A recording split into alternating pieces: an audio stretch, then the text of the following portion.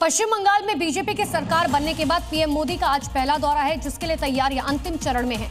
मंच को रंग बिरंगे फूलों से सजाया गया। पीएम मोदी आज पश्चिम बंगाल के दौरे पर रहेंगे, जहां वो बंगाल दिवस कार्यक्रम में शामिल होंगे। वहीं पीएम मोदी के स्वागत के लिए भव्य तरीके से तैयारी की जा रही है। समारोह के लिए मंच को रंग बिरंगे विदेशी और देसी फूलों से सजाया जा रहा है, जिसमें थाईलैंड के एंथोरियम, ऊटी के गैरबेरा और लिली, गुलाब की विभिन्न किस्में, रजनीगंधा और गेंदे के फूल शामिल हैं। मंच के आसपास कुल 5 हैंगर बनाए गए हैं और पूरे कार्यक्रम स्थल को बंगाल की संस्कृति और विरासत को दर्शाती तस्वीरों व कलाकृतियों से सजाया गया है। और अब देखिए दिल्ली की 5 बड़ी खबरें। दिल्ली के सागरपुर में दूसरी और तीसरी पत्नी ने पति अतीत खान की जमकर पिटाई की, पुलिस के हवाले कर दिया। महिलाओं का दरअसल ये आरोप है कि पति ने पहचान छिपाकर शादी की थी। 3 पत्नियों के पति अतीत खान को पुलिस ने पकड़ लिया और मामले की जांच में जुट गई। रोहिणी पुलिस ने सड़क अपराध और अवैध हथियारों को रखने और इस्तेमाल करने वाले अपराधियों के खिलाफ सख्त कार्रवाई किया। पुलिस ने 20 अपराधियों को गिरफ्तार किया है। पुलिस ने अपराधियों से पिस्टल, देसी कट्टे और चाकू जब्त किए हैं। दिल्ली में भीषण गर्मी के बीच पानी की किल्लत बढ़ गई। गोविंदपुरी ट्रांजिट कैंप में लोग टैंकर और खरीदे हुए पानी पर निर्भर हैं। लोगों ने सरकार से जल्द समाधान की मांग की है। यमुना बाजार के घाटों पर रहने वाले परिवारों की मुश्किलें बढ़ गई हैं। प्रशासन अनधिकृत मकानों पर बुलडोजर कार्रवाई कर सकता है।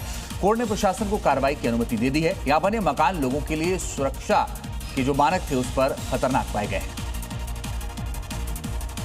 दिल्ली में पहली ऑल वुमेन पुलिस फोर्स तैनात हुई है। सब्जी मंडी इलाके में खुले इस महिला थाने में सिर्फ महिला पुलिसकर्मी तैनात रहेंगी, जिससे महिलाओं को शिकायत दर्ज कराने में आसानी होगी। बड़ी खबर यह है कि रूस और यूक्रेन का युद्ध लगातार चरम पर है। यूक्रेन का रूस पर बड़ा हमला देखने को मिला है। क्रीमिया में रूसी गैस भंडारण सुविधाओं पर हमला हुआ है। अंडरग्राउंड गैस स्टोरेज सुविधा पर हमला किया गया। एक अहम एनर्जी साइट पर आग लगती हुई दिखाई दी है।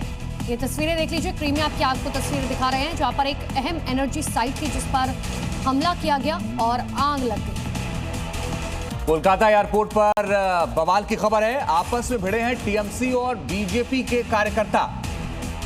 तो अभिषेक बनर्जी के बाहर आते ही यहां पर हंगामा हुआ। बवाल में बीजेपी के कई कार्यकर्ता घायल हुए हैं।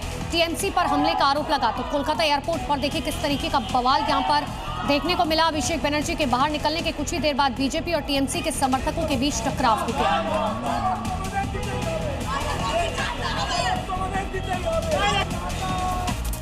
हालांकि उससे पहले जो दोनों दलों के कार्यकर्ताओं में धक्का मुक्की हुई, बात मारपीट तक पहुंच गई। जोरदार हंगामा हो गया, एक दूसरे के खिलाफ नारेबाजी हुई। खबर है कि इस घटना में बीजेपी के कई कार्यकर्ता घायल हो गए, जिन्हें इलाज के लिए अस्पताल ले जाया गया। एग्जिट गेट के पास दोनों पक्षों के समर्थकों के बीच विवाद बढ़ने पर पुलिस को हस्तक्षेप करना पड़ा। टीएमसी समर्थकों का आरोप है कि बीजेपी समर्थक अभिषेक बनर्जी पर अंडे फेंकने के इरादे से वहां जुटे थे। हालांकि बीजेपी कार्यकर्ताओं का दावा है कि वे सुकांत मजूमदार का इंतजार कर रहे थे। पुलिस ने दमदम नगर पालिका के वार्ड नंबर 15 के पार्षद देवाशीष बनर्जी को गिरफ्तार किया है।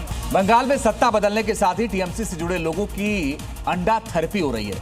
ऐसा शायद ही कोई दिन गुजर रहा हो जब अंडा फेक विरोध नहीं हो रहा है। अब तो आरोपी अफसरों पर भी अंडे फेंके जा रहे हैं, तो कुछ अफसर डर की वजह से इस्तीफा भी दे रहे हैं।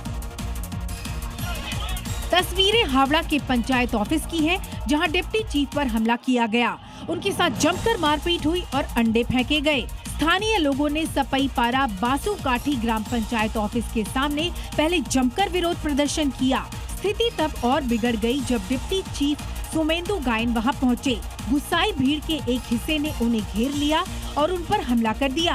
साथ ही दूसरी तरफ खड़े कुछ लोगों ने उन पर अंडों की बौछार कर दी।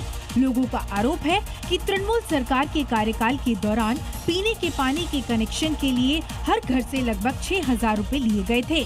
हालांकि बाद में सरकारी योजना के तहत कनेक्शन मुफ्त में दिए गए, लेकिन अभी तक उनसे लिए गए पैसे लंबे समय से वापस नहीं किए गए हैं।